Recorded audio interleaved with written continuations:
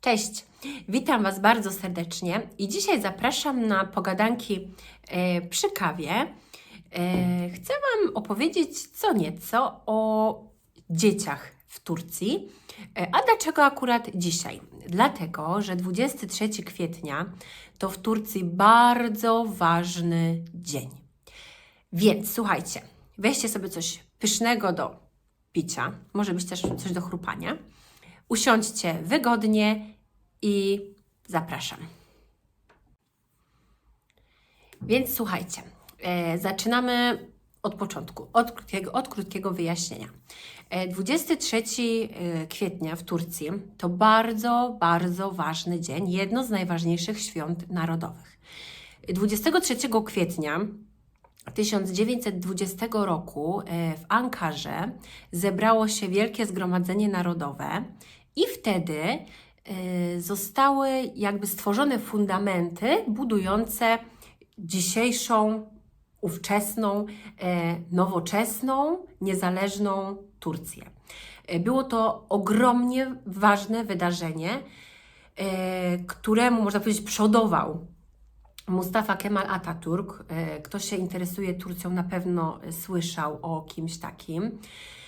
No i słuchajcie, 23 kwietnia 1920 roku w Turcji podczas stworzenia, można powiedzieć wtedy, w ten dzień stworzono niezależną Turcję.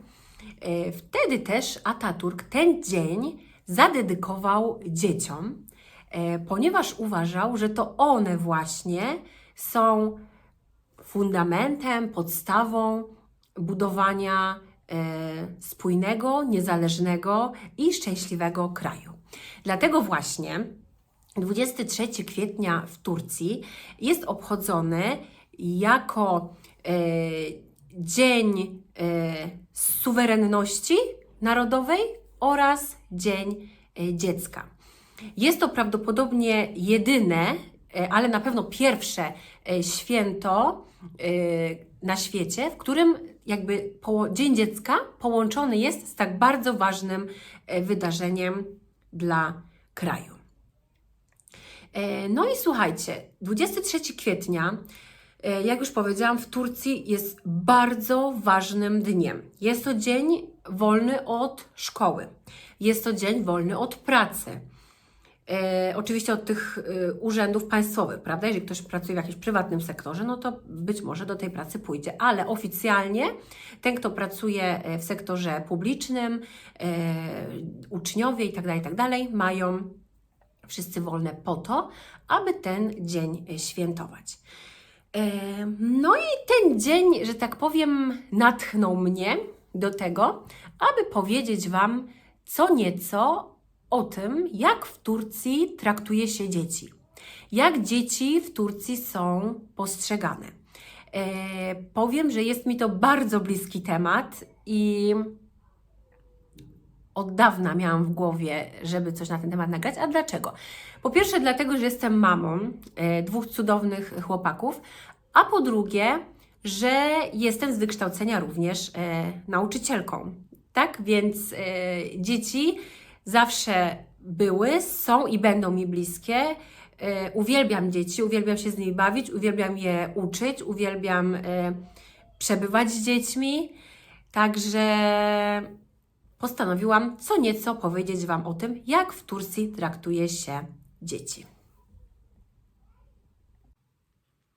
I już przechodzę szybciutko do głównego tematu tej pogadanki, bo jak wiecie, mam możliwości. Mam też swoje notateczki, które sobie przygotowałam, także będę tu zerkać, żeby nic nie pominąć, powiedzieć wszystko to, co sobie zaplanowałam i zaczynamy.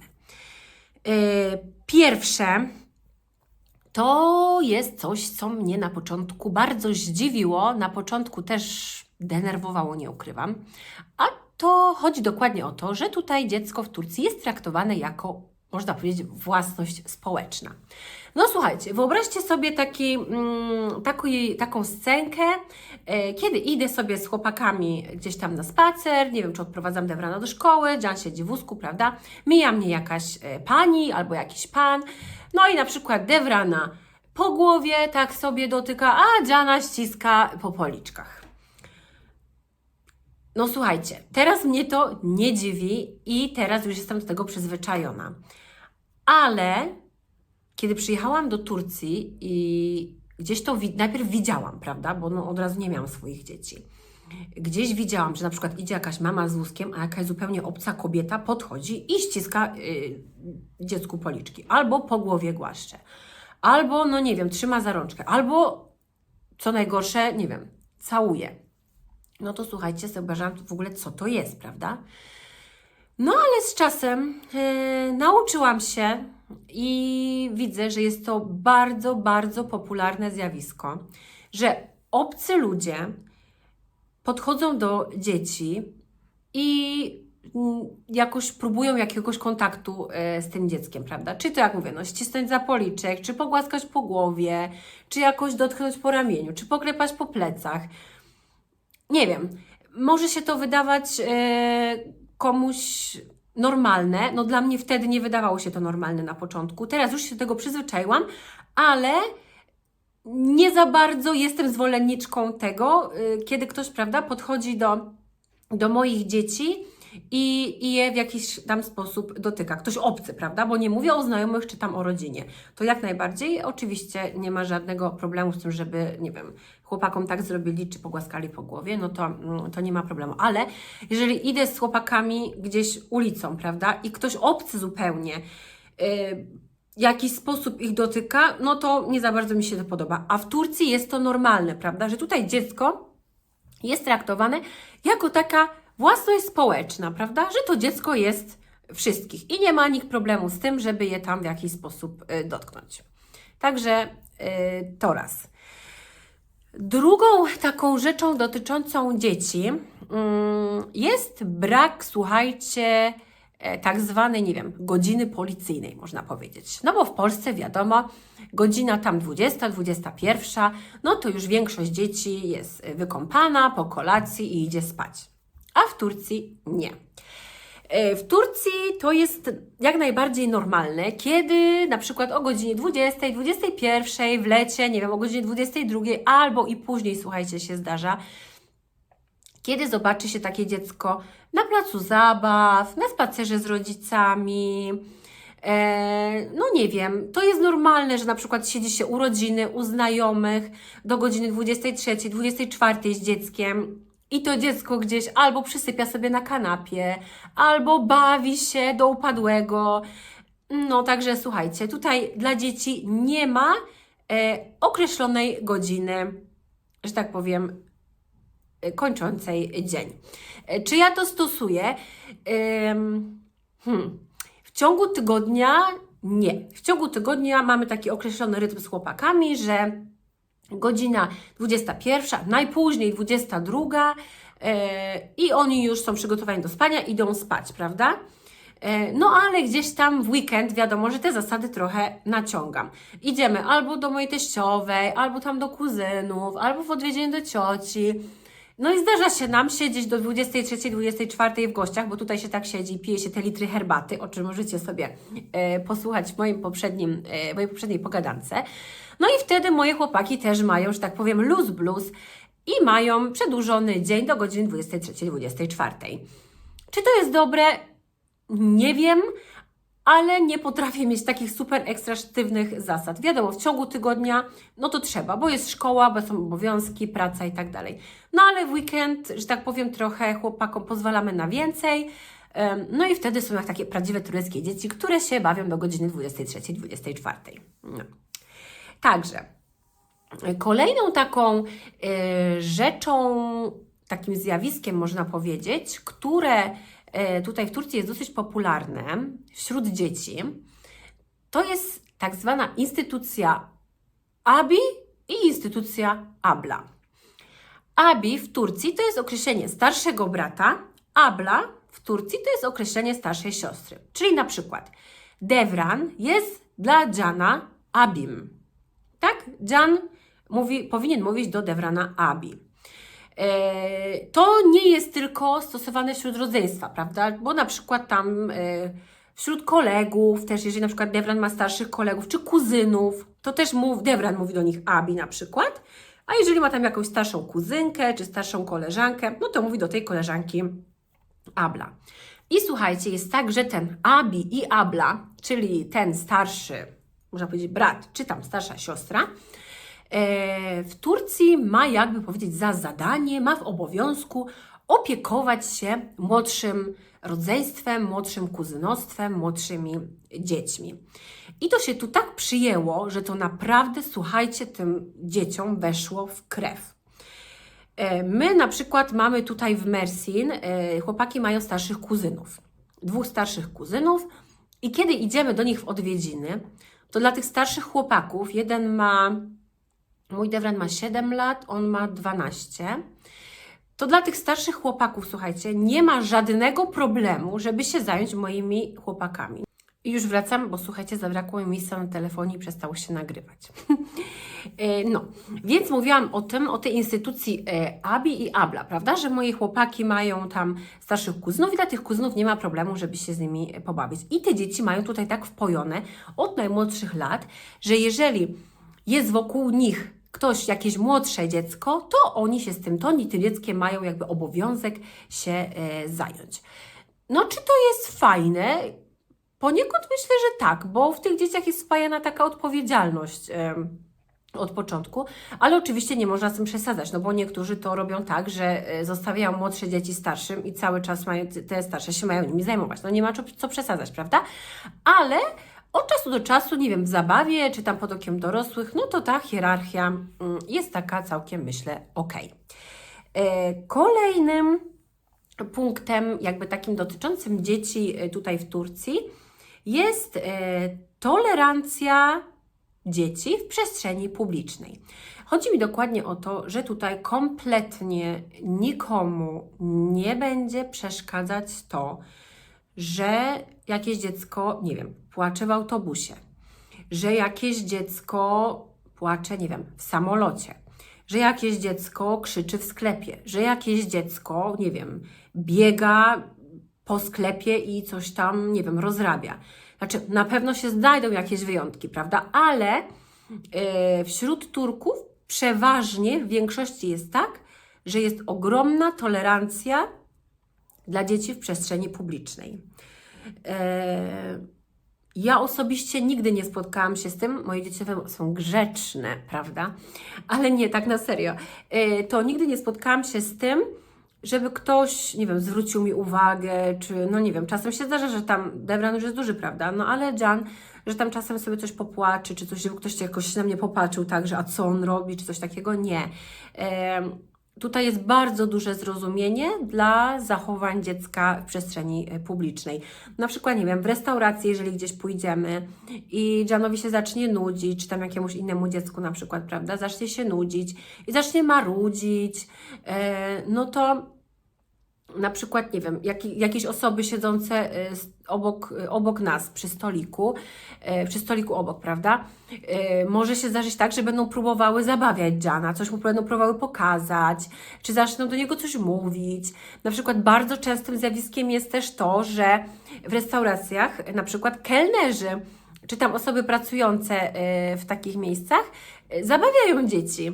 Na przykład, nie wiem, no coś tam przynoszą, pokazują, albo biorą za rączkę i chodź, coś Ci pokażę. Także tu jest bardzo duża tolerancja dla zachowań dzieci w przestrzeni publicznej, więc jeżeli przyjedziecie na wakacje do Turcji z dzieckiem, nie krępujcie się, możecie z dzieckiem naprawdę chodzić we wszystkie miejsca, oczywiście odpowiednie dla dzieci, prawda? I nie będzie to dziecko jakoś traktowane jako wróg numer 1, że tu nie można z dzieckiem wejść, tu nie można dziecku na to pozwolić, ojejku, żeby tego nie dotknęło. Także nie, tu można być całkowicie spokojnym, jest ogromna tolerancja dla dzieci w przestrzeni publicznej. Także nie macie się o co martwić. Kolejnym punktem w moich notateczkach jest obsesja na punkcie zdrowia i ciepła. No tak, słuchajcie, podstawowym tutaj wyposażeniem każdego domu są tak zwane terlik, czyli pantofle tudzież kapcie. I jeżeli dziecko chodzi na przykład bez kapci, bez pantofli albo bez skarpetek, no to na pewno będzie chore. Tak, tutaj jest takie przejęcie, dzieci koniecznie muszą chodzić w skarpetkach, nie daj Boże, żeby chodziły na bosaka, bo wtedy od razu na pewno będą chore. Goła stopa równa się, prawda, grypa, przeziębienie i tak dalej, i tak dalej. I to jest bardzo tutaj popularnym, muszę sobie usiąść inaczej, bardzo popularnym zjawiskiem w Turcji, że jest obsesja na punkcie ubierania dzieciom pantofli, skarpetek i różnych takich innych rzeczy, przegrzewania dzieci, prawda, żeby nie daj Boże dziecko nie zmarzło, bo jak zmarznie, no to na pewno będzie chore. No i tak, tutaj jest, można powiedzieć, odwieczna walka na ten temat między niektórymi osobami, bo często się z tym spotkałam, że no jedne dzieci przegrzewają, ubierają kamizelki, skarpetki itd., itd., drugie no nie są zwolennikami tego, no ale w większości dzieci są, prawda, wyposażone w skarpetki, w pantofle, kapcie, kamizelki itd., przesadnie ubrane, przegrzewane, no. Więc jeżeli chodzi o nas na przykład, no to moje chłopaki w domu w zimie to chodzą przeważnie w skarpetkach, prawda, bo jednak to wiadomo, że może było niewygodnie gołą stopą, ale kiedy już jest ciepło, no to na pewno mogą chodzić bez tych skarpetek. Wiadomo, że stopa też wtedy, można powiedzieć, inaczej się układa, lepiej się rozwija i tak dalej, więc no, takie jest podejście tutaj do ciepła i zdrowia. Kolejnym takim punktem, no to jest, słuchajcie, nazar, czyli oko chroniące przed złem. Dzieci są tym, że tak powiem, nazarem bardzo często obwieszane wszędzie, gdzie się tylko da. Na przykład dziewczynki mają te oka proroka powpinane jakoś we włos, jakieś spineczki, albo na przykład mają taką agrafkę zapiętą, coś tutaj koło ubranka, żeby uchronić przed nazarem, czyli przed tymi złymi spojrzeniami. Mniejsze dzieci na przykład mają przy wózkach, przy kamizelkach, przy smoczkach. O, jak są takie, prawda, wieszaki na zaczepki na smoczek, no to dzieciaki mają na przykład albo te wieszaczki już takie z okiem proroka gotowe, fabrycznie zrobione, no albo ktoś tam im obowiązkowo to oko proroka mocuje. Kolejną taką rzeczą, można powiedzieć, dosyć często spotykaną tutaj w Turcji i stosowaną wobec dzieci, to są, słuchajcie, napiję się dawki,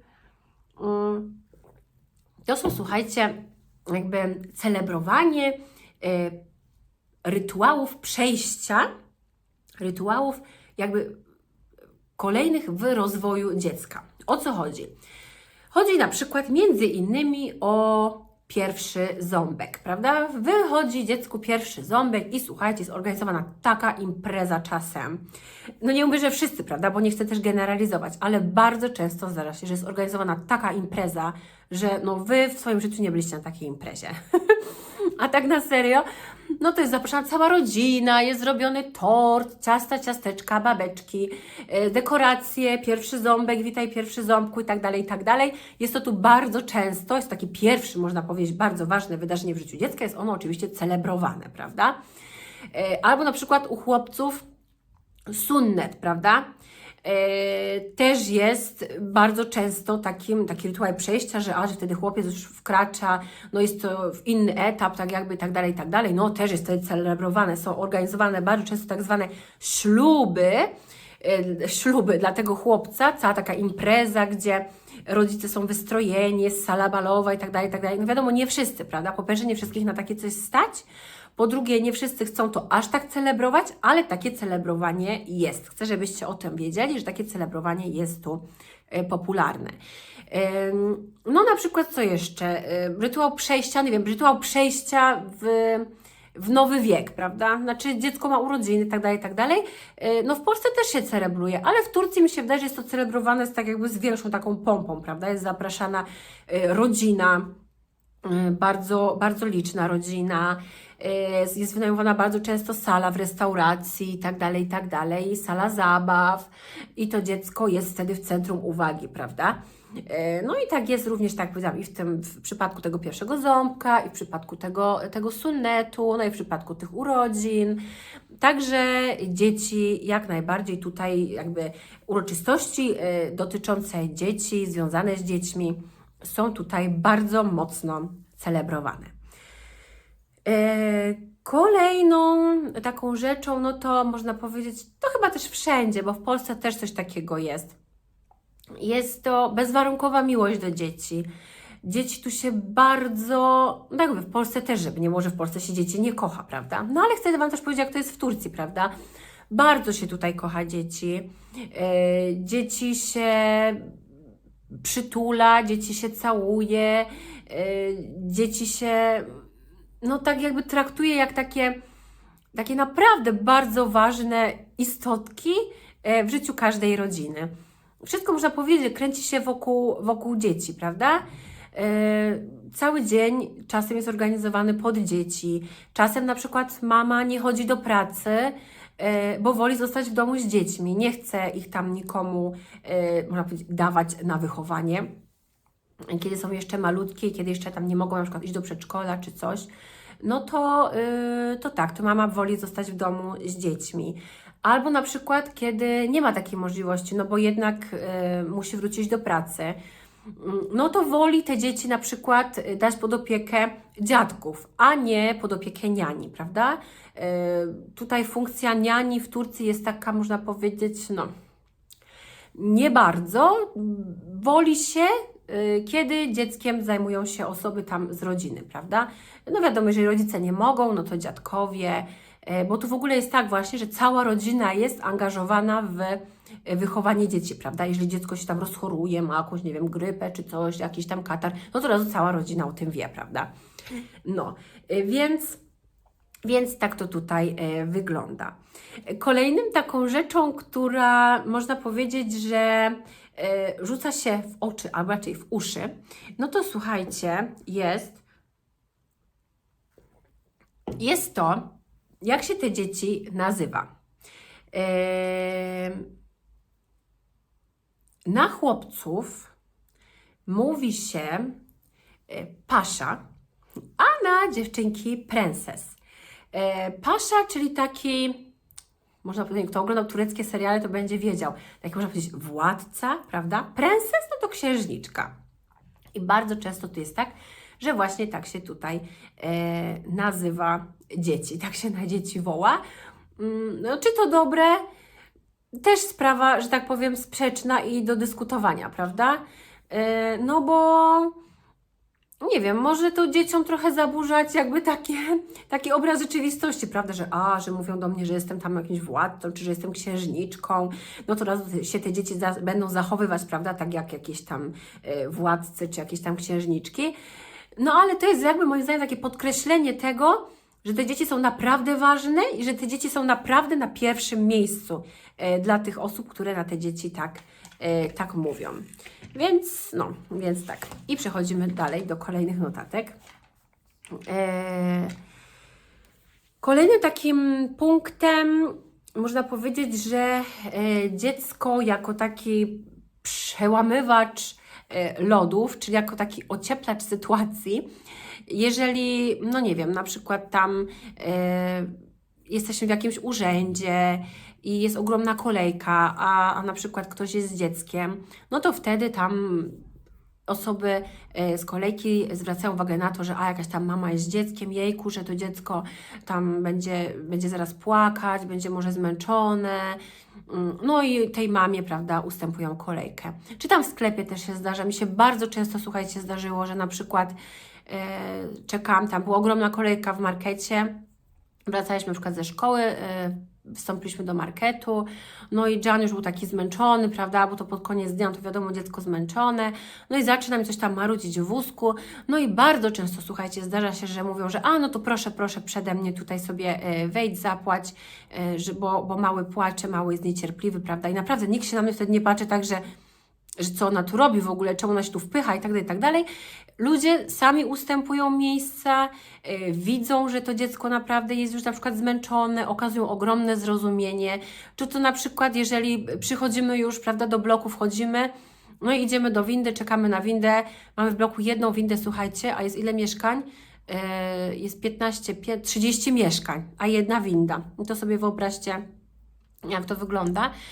No i czasem zdarza się tak, że przychodzę, na przykład z kolejeczka do windy, bo na przykład ludzie wracają z pracy, prawda? No i widzą, że ja jestem z wózkiem i z dewranem, prawda? No i z wózkiem ciężko mi będzie wyjść po schodach, mimo tego, że na 3. piętro, no ale ciężko, słuchajcie.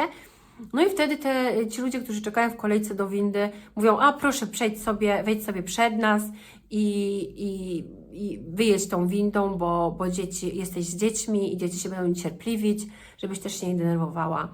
Także naprawdę dzieci, jeżeli chodzi o to, to są takimi jakby ocieplaczami sytuacji, pomagaczami w niektórych sytuacjach, jakby są, można powiedzieć, pretekstem do tego, że ktoś okazuje nam większe zrozumienie w danej sytuacji. Kolejnym takim punktem, ja też, słuchajcie, zaczęłam ten punkt stosować, można powiedzieć, się nauczyłam, też mi to weszło w nawyk, jeżeli chodzi o nawyki, no to jest to, że wszyscy tutaj znajomi, można powiedzieć, są ciociami i wujkami naszych dzieci. Na przykład od Dewrana z klasy, tam z paroma dziewczynami, no rozmawiamy, są moje koleżanki po prostu, prawda? A dla moich dzieci to są ciocie. Czy tam na przykład koledzy z UCHATA, czy tam z pracy, czy to jacyś tam koledzy, nie wiem, z dawnej szkoły, czy coś, no to słuchajcie, to są na przykład, mimo tego, że to nie jest do nas żadna rodzina, no to są dla moich chłopaków wujkami.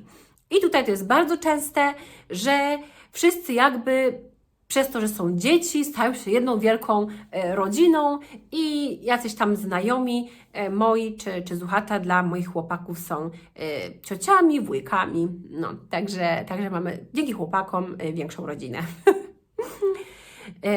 Kolejnym punktem z listy to jest takie, można powiedzieć, no nie wiem, kupowanie dla dzieci słodyczy i jakby wszechobecne dawanie tych słodyczy dzieciom. No słuchajcie, na przykład gdzieś tam idziemy z chłopakami, ktoś tam nas mija i jakaś pani mówi, o jakie piękne dzieci i bach, wyciąga, słuchajcie, czekoladkę z torebki. Albo na przykład gdzieś tam jesteśmy, nie wiem gdzie, no na przykład nad morzem, prawda, idziemy sobie deptakiem po wybrzeżu i nie wiem, ktoś tam idzie, mija nas i nie wiem, bach, z chłopakami, do chłopaków z cukierkiem. Także to jest wszechobecne po prostu dokarmianie dzieci. No jeżeli ktoś jest za tym, nie przepada, można za tym nie przepadać, no ja też nie za bardzo przepadam, ale no jak ktoś już daje tym dzieciom tego lizaka czy cukierka, w mojej obecności oczywiście, prawda, bo tylko takiej sytuacji mówię, no to wtedy bierzemy to. Nie mówię, że moje chłopaki to zjedzą, bo no, nie za bardzo, ale bierzemy, prawda, żeby tej osobie nie sprawić, nie wiem, przykrości, że tak powiem, z grzeczności, prawda? Bierzemy ten malutki podarunek. No i tak, to jest bardzo tutaj częste i naprawdę wszechobecne takie dokarmianie dzieci, dawanie dzieciom wszystkiego. A nawet powiem Wam taki przykład z dzisiaj.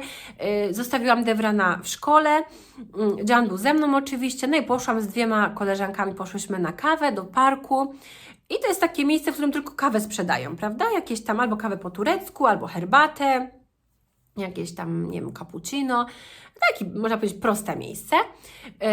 No i kupiłyśmy kawę, no i pytam się, Jan był ze mną, czy nie ma tam, nie wiem, jakiegoś tam batonika, czy jakichś czekoladek. Pani mówi, że no nie sprzedają, ale ona ma coś swojego i ona chce Janowi dać. No i słuchajcie, wyciągnęła z szuflady jakiegoś tam batonika i podarowała mojemu dziecku. Miłe, prawda? Mimo tego, że tam nie sprzedają, nie prowadzą sprzedaży, no to ona, jak można powiedzieć, swój batonik ostąpiła mojemu dziecku. No, także słuchajcie, można powiedzieć, że dzieci w Turcji są bardzo, bardzo kochane. Bardzo traktowane jako taki, można powiedzieć, pępek świata. Mówię oczywiście o takich normalnych, zdrowych sytuacjach, prawda? Bo oczywiście jest też ta druga strona. Ta druga, mniej przyjemna strona, w której, na której, jakby powiedzieć, dzieci pracują, bo pochodzą z biednych rodzin i są też takie rodziny. Nie myślcie, że Turcja, na pewno wiecie też, nie jest tylko kolorowa, prawda? Jest też ta druga strona, to można powiedzieć szary świat, w którym są biedne dzieci. No, ich codzienność nie jest taka wesoła, nie są wtedy, nie wiem, pępkiem świata. Czasem zdarza się, że są w tych przypadkach maszynką do zarabiania pieniędzy, prawda? Ale no nie chcę o tym mówić w tym filmiku. W tym filmiku staram się skupić na pozytywnych stronach z okazji 23 kwietnia. Więc tak, słuchajcie, dzieci w Turcji są kochane, są traktowane jako taki pępek świata. W rodzinie, kiedy na przykład już tam się ktoś ożeni, weźmie ślub, no to zaraz pytanie, kiedy dziecko, prawda? No bo to jest ważne, to jest jakby takie dopełnienie rodziny, prawda? No mąż, żona, okej, fajnie, fajnie, ale no jednak to dziecko powinno być. I dzieci w Turcji nikomu nie przeszkadzają, słuchajcie.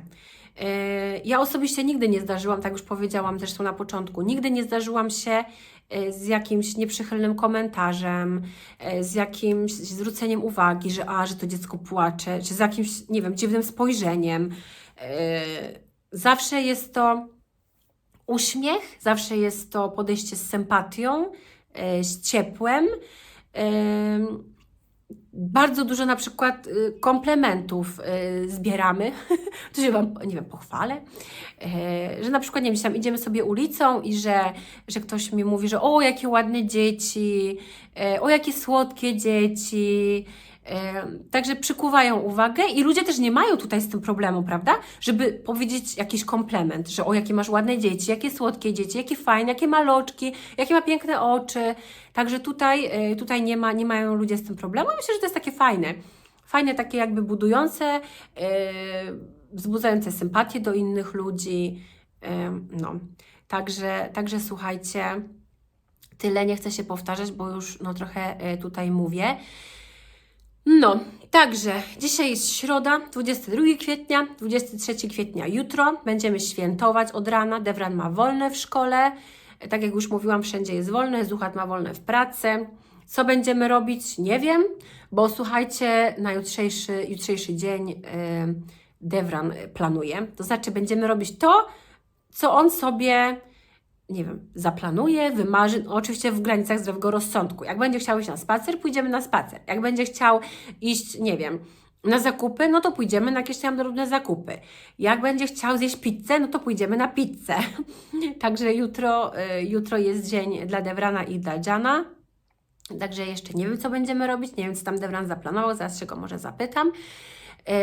No i słuchajcie, 23 kwietnia w Turcji, jak już powiedziałam, ogromne święto, wszędzie już są flagi tutaj porozwieszane na balkonach. Ja też zaraz pójdę naszą flagę na balkon wywiesić.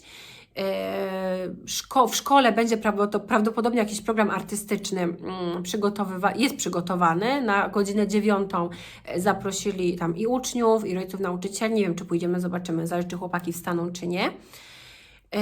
No, także tak, i dzieci jutro będą ubrane, na ulicach na pewno będzie przodował kolor biały albo czerwony, albo biało-czerwony, dlatego dzisiaj jestem, słuchajcie, w białej koszulce, tak się przygotowałam pod filmik. Wszędzie będą dekoracje, flagi, balony, no bo tak jak mówię, 23 kwietnia to jest Dzień Dziecka w Turcji, dzień bardzo ważny, dzień, w którym, a jeszcze mam powiem taką ciekawostkę, że to jest dzień, w którym jakby dzieci sprawują ważne urzędy państwowe. Na przykład, słuchajcie, idą do parlamentu i tam siadają w ławach jako politycy. Albo na przykład jedno dziecko jest jako prezydent i słuchajcie, idzie do gabinetu prezydenta i siada na fotelu prezydenckim, prawda?